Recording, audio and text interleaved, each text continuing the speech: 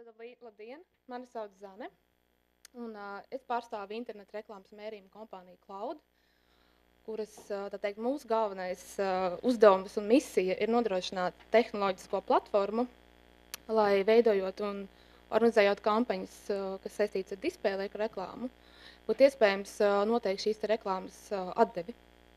Un tātad šodien es pastāstīšu jums par pašu internetu reklāmas veidu displeja reklāmu, kādas tad ir šīs pastāvošie instrumenti un iespējas vispār noteikt šīs reklāmas avota atdevi. Pastāstīšu arī par dažiem rādītājiem, tad šiem bāzes rādītājiem, kādas tad mēs varam izmantot, novērtējot kampaņas, kā arī minēšu dažus piemērus, ar kuriem mēs pieredzes laikā esam saskārušies, kas varbūt ir šie būtiskie, kas arī pamatos, tā teikt, nepieciešamību pēc šādiem mērījumiem. Tomēr nedaudz atgriežoties tādā kā vēsturē, par cik tuvojās 25. oktobris, kas ir uzskatāms par displeja reklāmas, ja bannera 18. pilngadības dzimšanas dienu, nedaudz pastāstīšu par šo vēsturi, dažos vārdos, kā tad šī displeja reklāma vispār attīstīsies un vispār internetu reklāma.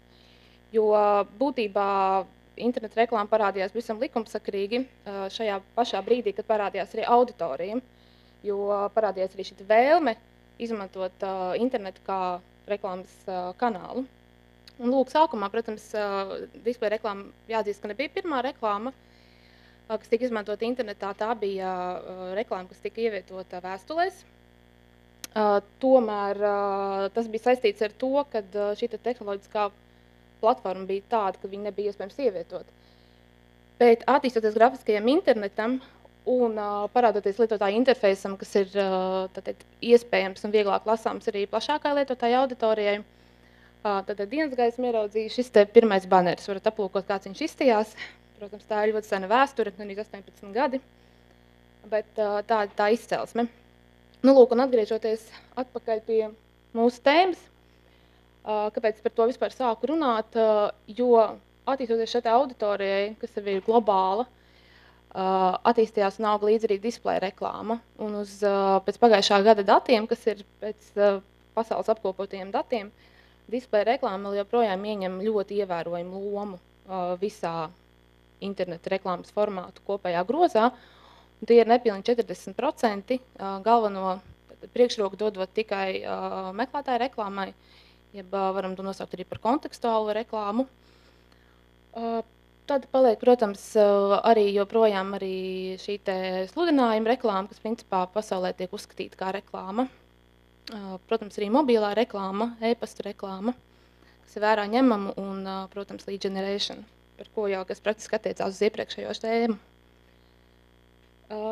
Atgriežoties pie displeja reklāmas, viņu vajadzētu iedalīt būtībā tādos 4 veidos, lai būtu vieglāk uztvert. Tad ir šī klasiskā banera reklāma, kas droši vien ir īpatsvarā vislielākā no visiem displeja reklāmas veidiem. Protams, arī video reklāma, kuru es teiktu, ka droši vien, ka Latvijā netiek izmantots viss šīs reklāmas veidu potenciāls. Rich media, tātad visi šie dinamiskie risinājumi, kurus ļoti bieži izmanto tieši reklāmas tīklos. Un tieši tāpatās arī internetā pastāv sponsorēšanas risinājuma iespējas. Būtu svarīgi izšķirt, ka, protams, arī displeja reklāmai kā tādam segmentam pastāv arī noteikts īpašību kopums, ar kuru tad vajadzētu rēķināties, kuru ņemt vērā, domājot vispār par displeja reklāmas kampaņu. Un kā viena no tādām būtiskajām ir tā, ka displeja reklāma veido produktu vai zīmolu tēlu, jo rada noteikts emocijas un sajūtu un asociāciju kopumu lietotājos. Otrām kārtām, pateicoties tam, ka displeja reklāma ir arī multimēdiju saturoša, tad tā ir vienīgā, kur var attēlot gan video failus, gan bildes, gan arī tekstuālu reklāmu. Līdz ar to notiek šī komunikācija ar lietotāju arī atgriezeniski. Un to mēs varam arī nomērīt šajos mērījumos, kas tiek piemērot šai reklāmas veidam.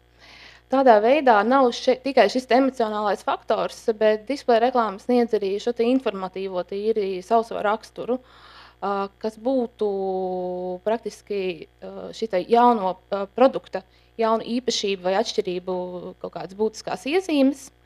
Un šis te īzīmes praktiski arī informē lietotāju vai vispār cilvēku par to, ka šāds produkts ir nepieciešams, vai viņš pat vēl varbūt to neapzinās, ja, bet šī te reklāma viņam par to ziņo. Tad praktiski varētu teikt, ka displeja vai reklāma veidoja arī pieprasījumu. Un tas viss, protams, apvienojās ļoti lielā, plašā interneta auditorijā, kas nenoliedzami ir vēl viena ļoti būtiska īpašība vai drīzāk pat īpatnība displeja reklāmai, jo principā atšķirībā varbūt no meklētāja reklāmas vai arī, teiksim, sociālo mēdīju marketinga komunikācijas, kur notiekās jau kaut kāda esošas intereses, tā teikt, darbs ar esošu interesi un esošu lietotāju. Tur displeja reklāma kontaktē ar lietotājiem neatkarīgi no viņu vēlmēm un vajadzībām tajā brīdī. Un, tas viss notiekās arī relatīvi tādā īsā laikā un ļoti lielā apjomā. Bet es domāju, ka būtu vērts pieminēt arī sarežģījumus, kādi rodas, runājot par šo te displeja reklāmu, jo nekas jau nav ideāls šajā pasaulē. Un kā galveno būtisko, es domāju, ar ko daudz arī saskārušies, tas ir tieši kreatīvs, jo gaumīgu un tādu saistošu kreatīvu nozīme varētu teikt, ka ir viens no stūrakmeņiem veiksmīgai internetu displeja kampaņas komunikācijai. Un es pat teiktu tā, jo vairāk kreatīvi ir konkrētā kampaņas tādā baneru grozā, jo lielākas iespējas, ka mēs varam ka mēs varam šos kreatīvus notārgetēt pēc iespējas precīzākai auditorijai. Un tad kombinācija arī ar kaut kādiem noteiktām rotāciju darbībām, kas ir, piemēram, kaut kāda rotācija, kas nosaka kaut kādu baneru rādīšanās noteikti kārtību, mēs noteikti varam šo te efektu un kampaņas rezultātu palielināt. Bet, protams, ka šeit tā problēma slēpjas varbūt tajā jautājumā, kad nevienmēr klientiem ir iespējas veltīt šos te resursus, kas ir gan finanšu resursi, gan arī laika resursi, lai sagatavotu šo te visu kreatīvu grozu. Runājot arī par šo te finanšu jautājumu, tad nemazāk nozīmīgs ir fakts arī tas, ka displeja reklāma vienmēr būs dārgāka. Un šeit tas pamatojums ir tas, ka vienkārši ir ļoti plaša auditorija, ar kur nāks strādāt. Un, protams, mēs varam runāt arī par targetācijas nepieciešamību ļoti smalki, tas ir atkal varbūt cits jautājums, bet fakts ir tāds, ka displeja reklāma ir relatīvi dārga. Pat, ja mēs izpildām visus šos nosacījumus, atlasam ļoti labu mēdīju grozu, sarūpējam kārtīgu foršu kreatīvu bāzi, tad tas vienalga, lai, teiksim, sasniegt kaut kādu rezultātu displeja kampaņās, ir nepieciešama nemitīga šo te kampaņu kontroli. Un tas varbūt ir tas galvenais punkts, kāpēc arī es šodien par šo te lietu runāju, jo tieši kontroles mehānisms pašā kampaņas realizācijas ciklā ir tas, kas spēj šo te atdevu uzlabot daudzkārtīgi. Kā vēl viens būtisks punkts varbūt ir tehnoloģiskais faktors, kas varbūt, teiksim, drīzāk šajā gadījumā ir kā ārējais faktors, un mūsdienās šodien mēs droši vien varam runāt par flashu, kas varētu teikt, ka jau ir tāda kā novecojas tehnoloģija, un varbūt visiem labāk skaidrāks piemērs būs Apple produkti, kuros faktiski nav šī te flasha supporta. Līdz ar to, protams, reklāmdevējs, ja viņš veido kampaņu, viņš grib, lai viņi redzami uz visiem produktiem, arī uz Apple iPadiem un tam līdzīgi. Tā kā principā šeit mēs gaidītu kaut kādas jaunas tehnoloģijas, kas būtu ātri un vienkārši ieviešams, bet, kad tas notiks, tas varbūt vēl nav šodien apspriežams. Tad principā, rezumējot šo te visu, es gribētu teikt to, ka interneta nenoliedzama priekšrocība ir spējā visu šo te ļoti smalki redzēt, izmantojot noteiktu, pamatojoties uz kādiem noteiktiem reāliem datiem. Tāpēc, principā, ja mēs izvēlamies pareizu un stabilu stratēģiju, ar kādu strādāt tad ar displeja reklāmu, pielietojot šīs te reklāmas veidu priekšrocības un, protams, rēķinoties arī ar sarežģījumiem, kas mūs sagaida, tad faktiski ar displeja reklāmu var sasniegt krietni vien labāks rezultāts, varbūt kā ar daudziem citiem reklāmas veidiem. Atgriežoties tālāk pie mērījuma, varbūt šī būtu tā tēma, ko es vēlētos turpināt, jo šeit ir man neliela skēma, varbūt tas tā vienkārši ievērībā, lai vieglāk skaidrs, par kādu cikliskumu es tūlīt runāšu. Principā šis ir cikls, kuru ievēro jebkura plāna vai projekta realizācijā, praktiski visās biznesa nozarēs. Jā, es domāju, ka tas nav nekas jauns ne industrijas pārstāvjiem, ne jebkurā citas nozares pārstāvjiem, Tātad ir plānošanas, realizēšanas, tātad novērtēšanas un secinājuma posms. Šajā gadījumā varētu teikt, ka mēs novērtējam kaut kādas esošās kampaņas un paredzam kaut kādu tālāko darbību. Tas tā kā visiem būtu skaidrs un visiem ir nozarē akceptēts, bet šeit runa būtu par to, ka, ja mēs runājam par efektivitātes uzlabošanu, nevis tikai saglabāšanu un kampaņu palaišanu tikai tāpēc, ka viņas ir vajadzīgas, tad šeit būtu vērts runāt arī par šī cikla ievērošanu kampaņas gaitā, tad pašā šī kampaņas procesā, un mēs varētu runāt par tādu cikliskumu mikrokampaņas līmenī. Tad realizācijas procesā nemitīgi izvērtējot katra kanāla, katra kreatīva, konkrēti mēdīju grupas rezultātus, skatoties, kā tie strādā un veikot šo optimizāciju paralēli visam šim procesam. Līdz ar to mēs pārējām pie šādas schēmas, ka principā realizācijas tieši pašā procesā mums pastāv vairāk mikrocikli, ar kuriem tātad mēs varam veikt šo optimizāciju un faktiski uzlabot kampaņu, jo kampaņas gaitā negaidot paši šīs beigas, kad jau praktiski vairs kaut ko mainīt ir jau krietni vien sarežģītāk. Runājot par kampaņas novērtēšanu, pie kā mēs tagad tālāk pāriesim, gribētu izdalīt, ka pastāv praktiski 3 tādi populāri veidi, kā novērtēt displeja reklāmas kampaņu, jeb varbūt vieglāk, piemēram, kā baneru kampaņu. Tad viens no populārākajiem, protams, ir balstoties uz kampaņas tādiem gala rezultātiem. Un šeit lielākoties, kā jau iepriekš Mārtiņš, ja nekļūdos, minēja, ka 82% tas ir Google Analytics. Ja? Protams, varbūt ir citas sistēmas, bet šī tad ir viena no tādām populārākajām. Mēs novērtējumu varam balstīt arī ievācot no visiem mēdīju. Ja mums, teiksim, ir kampaņa, kurā ir 10 mēdīju, no visiem šiem kanāliem ievācot datus, par baneru sistēmās uzskaitītiem rezultātiem, viņus visus var mēģināt apkopot un iegūt kaut kādu rezultātu. Varam, protams, darboties arī kompleksi, ievācot gan no mēdījiem, gan no kaut kādām trešajām sistēmām šos rezultātus, bet šeit ir arī daži problēma jautājumi, uz kuriem gribētu vērst uzmanību. Un tie būtu, kad šajā procesā ir iesaistīti ļoti daudz lietotāju. Būsim godīgi, tie ir ļoti daudz mēdīju, tie ir, ja teiksim, ir aģentūra, tad tie ir aģentūras pusē iesaistītie cilvēki, tāpat arī reklāmdevēji un vēl arī radošie, kas izgatavo šos materiālus. Un redzat, to visu šī komunikācija, kas ir balstīta uz e-pastiem, viņa likumsakarīgi rada arī kaut kādu cilvēciskā faktoru kļūdu. Tā skaitā arī pēc kampaņas datu apkopošana ir krietni vien sarežģīta, jo mums ir šie dati visi jāievāc, viņi jāsadabū laicīgi. Ir problēmas arī ar šiem formātiem, jo katrs avots iesniedz viņu savā formātā. Un tur varbūt, teiksim, rodas arī šī problēma, kāpēc pasaulē izmanto pieredzi pielietot kampaņu tādai centralizētai vadībai ārējās platformas. Un tad visa šī schēma izstās šāda, kas paredz to, ka praktiski visas koordinācijas process norit caur mērījumu platformu. Vai tas ir automatizēts, vai tas ir kaut kāds cilvēciskā faktora regulēts, tas ir atkarībā no katras sistēmas. Taču šādi sistēma kļūst daudz strukturētāka un vienkāršāka praktiski visiem dalībniekiem. Līdz ar to varētu teikt, ka pasaulē mērījuma platformas pielieto gandrīz, varētu teikt, 80% visu displeja reklāmas kampaņām. Latvijā šis procents varbūt sastāda ap 20 tikai.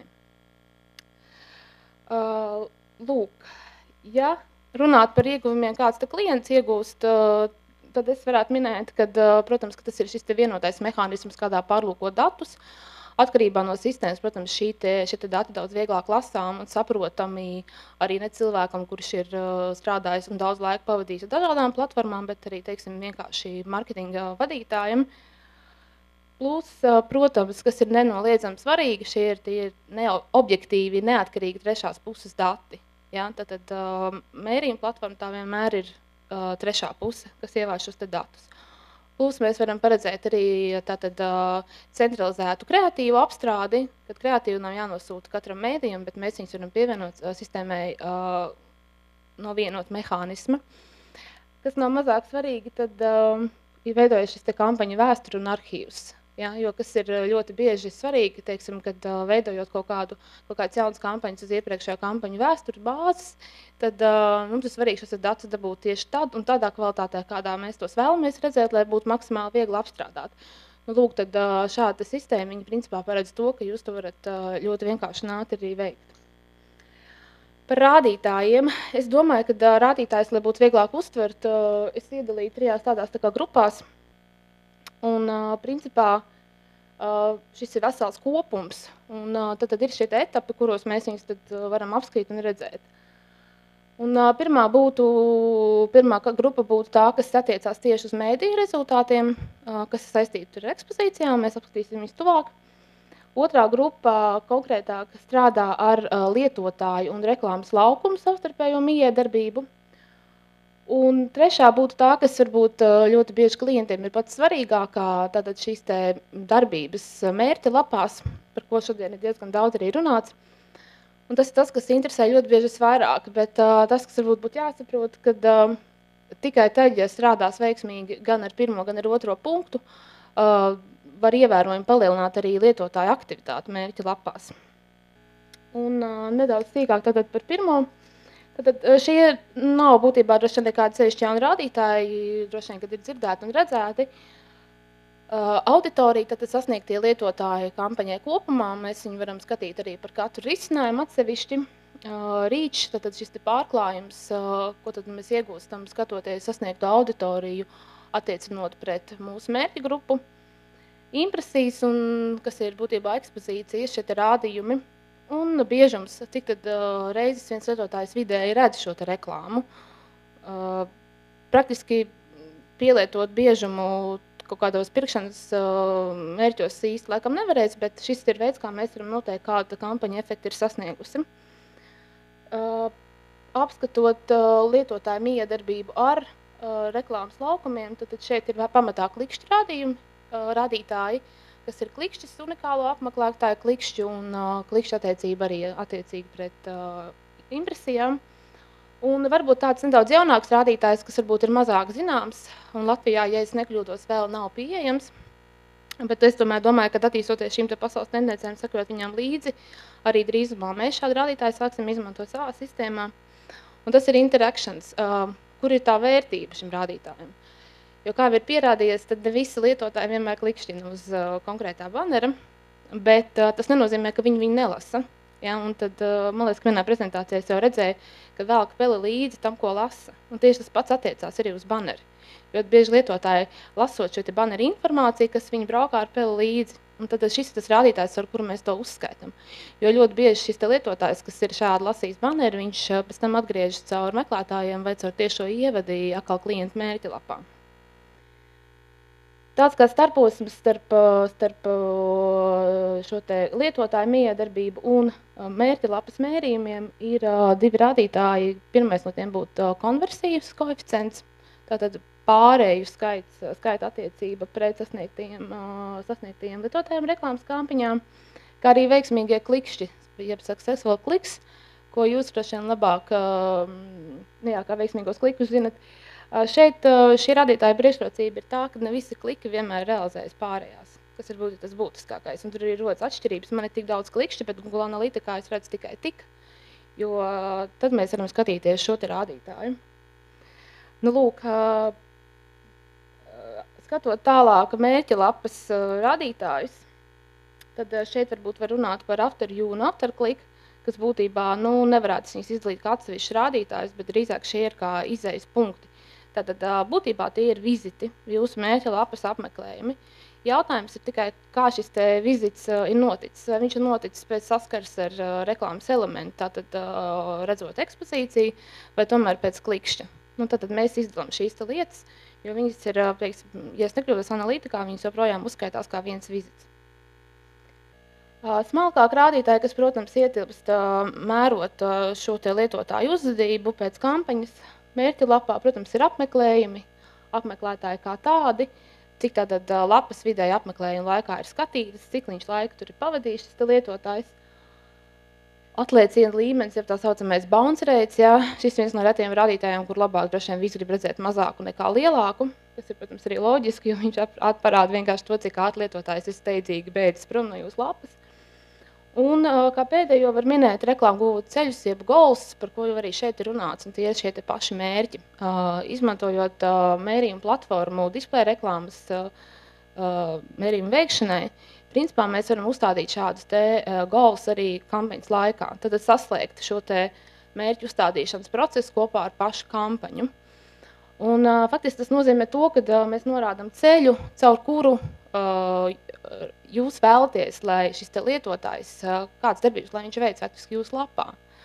Un pēc tā tad mēs varam analizēt, mēs varam skatīt, piemēram, kopā gan veiksmīgos klikšķus, un cik no šiem veiksmīgajiem klikšķiem tad galu galā ir realizējušies kaut kādās noteiktās darbībās, teiksim, reģistrācijās vai anketa aizpildīšanā.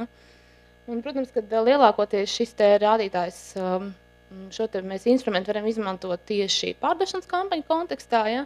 Attiecīgi tieši tā reģistrācijas pirkuma un tam līdzīgi, bet, nu, protams, arī branding kampaņās mēs varam skatīties, tad, vai ir bijušas kaut kādas anketas aizpildītas, vai ir lietotājs ir uzkavējies šajā te lapā, kuru reklāmdevējs vēlas uzsvērt, lai viņš arī iepazīst ar viņu. Tā, nu tas būtu par šiem rādītājiem. Un tas, ko es vēlētos, varbūt nedaudz pastāstīt dažus piemērus, praktisks, pavisam īsi, ir kāds tās kampaņās biežākās problēmas, ir no tādas tīri praktiskās puses. Un kā vienu no tām es varu minēt kampaņas gaitu, kurā reāli kampaņai sekojot līdzi, tad monitorējot viņu, ja nevis gaidot šīs reklāmas kampaņas beigas un tāds atķert galvu, ka Dievs saka, Dievs, kas ir noticis, ja? Bet skatoties šos reālos rādītājus, un principā izgaismojās fakts, kad uz baneriem ļoti maz kliko. Kaut gan viņi visai simpātiski sākumā liekas, un it kā nav skaidrs, kāpēc tad ir tik zem šis te klikreits. Un bija divi varianti. Vai nu kreatīvs ļoti neveiksmīgs, vai arī šis piedāvājums, ja, ko reklāmdevējs vēlas paziņot, nevienu neinteresē. Tad mēs ņemam dziļāk šos datus un ejam rūpīgāk skatīties tālāk. Un faktiski izgaismojas tāda lieta, kad ir post-view actioni ļoti daudz patiesībā pēc šiem baneriem. Vienkārši, un tad ir šis secinājums, ka patiesībā nevis neinteresē piedāvājums, bet konkrēti baneris nav vērsts uz to, lai lietotājs gribētu uz viņu klikot. Tad kampaņas procesā mēs jau varam izvērtēt, vai mēs ieguldīsim resursus un šos te banerus pārtaisīsim tā, lai veicinātu arī šo te klikreitu. Attiecīgi mēs paaugstināsim arī kampaņas rezultātu, vai mēs atstāsim to, kā ir, jo mums vienkārši nav šo te resursu, ja, bet mēs zinām šo te problēmu. Kā otru viena no tādām biežāk minētajām problēmām, kas izgaismojās, ir saistībā ar kreatīvu rotāciju. Un tas ir gadījumi, kad, piemēram, klients vēlas uz katru pozīciju nodrošināt dažādus kreatīvus. Ja? Un šī gadījumā mums bija kampaņa, kurai bija 3 dažādi kreatīvi, 3 dažādi, varbūt kaut kur pat message, bet mērķis viens. Un monitorējot atkal šo te kampaņu procesā, izgaismojās problēma, kad 2 no šiem baneriem ļoti labs rezultāts sniedz, viņiem ļoti labi klikšķi, viss kārtībā, cilvēki darbojās, bet viens nezinu, kāpēc uz visu tā fona ir tāds pastirīts, viņam galīgi neiet. Un tad ir jautājums, ko tad atkal mēs varam darīt? Mēs varam gaidīt un tērēt šīs te ekspozīcijas, kuras mēs faktiski esam nopirkuši par naudu konkrētu ekspozīciju apjomu, ja? Vai mēs varam šo te neefektīvo kreatīvu atmest no mūsu kampaņas un strādāt tikai ar šiem te 2. Tādējādi paaugstinot vispār arī kampaņas kopējos reālos rezultātus, un tad viņi kļūst daudz objektīvāki. Lūk, un tas vienmēr ir šis te mēdīju plānotāja jautājums, kā tad šis te process notiek tālāk. Bet tas, kad ir iespēja kampaņas laikā šāds lēmums pieņemt, tas, es domāju, arī viens no svarīgākajiem aspektiem. Un kā pēdējais, protams, ir ekspozīcija izpildes, jo, kā zināms, mēdījos tiek pirkts vai nu konkrēts dienu izvietojums vai noreiknis pēc CPM, kur tātad tiek pirkts konkrēts ekspozīcijas skaits, bet tātad sagatavojot kampaņu ir mēdīju plāns, kurā ir noteikts apjoms. Un tad ir tagad jautājums, vai mēs šo te kampaņu palaidām un gaidām kampaņas beigas, kad mēs uzzināsim, vai šīs ekspozīcijas ir izpildījušās, vai viņas ir pārpildījušās, vai mēs tomēr kampaņas laikā skatāmies, kas ar viņām notiek. Ja? Un tad varam tātad attiecīgi mainīt šo te sadalījumu. Ja, protams, ir arī mēdīji, kuriem ir sezonāls raksturs, ja, un skaidrs, kad varbūt kaut kādu brīži, kad arī šis apmeklējums nav tik liels, ja, tad ir svarīgi nomonitorēt, kāds tad viņš ir faktiski. Un ja viņš nepilda, teiksim, attiecīgi mēdī nepilda kāds no šīm te garantētajām ekspozīcijām, mēs, lai uzlabotu kopējo datu, teiksim, objektivitāti, tā kā šai gadījumā šī bija kampaņa, kur ir pārdošana ar limitētu laika periodu, tad ir ārkārtīgi svarīgi šīs te ekspozīcijas izpildīt konkrēti šajā periodā, nevis tas, kad kampaņa jau, teiksim, tas reklāmdevēja piedāvājums jau vairs nav aktuāls, ja? Un tad skatīties un domāt, ko tad mēs ar to varam darīt. Nu, lūk, šādi praktiskie piemēri, šādi ieguvumi no reklāmas mērījumiem un nedaudz par displeju. Varbūt jums kādi jautājumi. Super, paldies.